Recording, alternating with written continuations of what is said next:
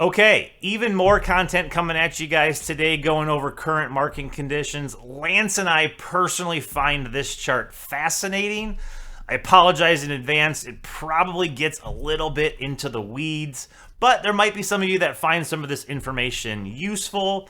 So what this chart does is it measures optimism or bullishness in the market versus pessimism or bearishness in the market.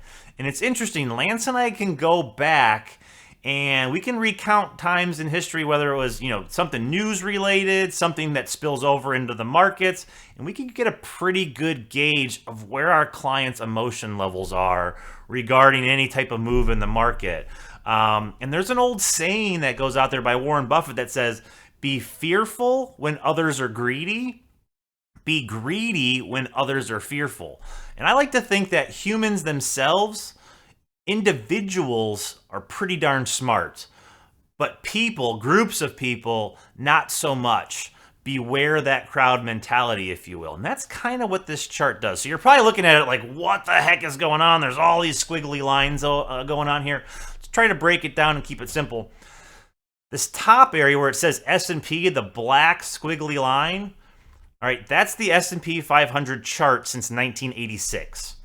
Lower in the red area and in the black area below, that's investor sentiment. That's a survey that comes out every week by the American Association of Individual Investors. Again, a weekly survey that comes out that measures how optimistic or bullish are you on the market, how negative, pessimistic, or bearish are you on the market.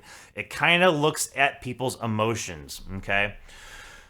What's interesting, what we care about is when we overlay the different charts together over the same time period, is there's some standout events that go on. Okay, when we get up here above this red line, that means extreme negative, extreme bearishness, extreme pessimism going on in the markets. Okay, that's fear, that's panic. All right, and vice versa, when we get down here at the bottom in the black, below this black line, that's the few. There's very, very little optimism. There's very few people positive on the markets going on there. Okay, so where are we right now? This is right now.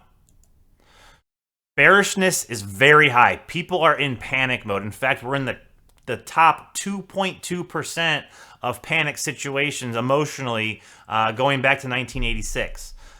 We find that very interesting. And when we look at this, when we get to these extreme levels here, that's the panic of COVID crash 2020.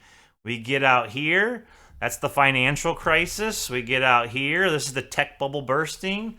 It's interesting, when we get to these extreme levels, they tend to signal market bottoms or lows in the market. Again, the crowd typically gets it wrong, and we're approaching that level right now.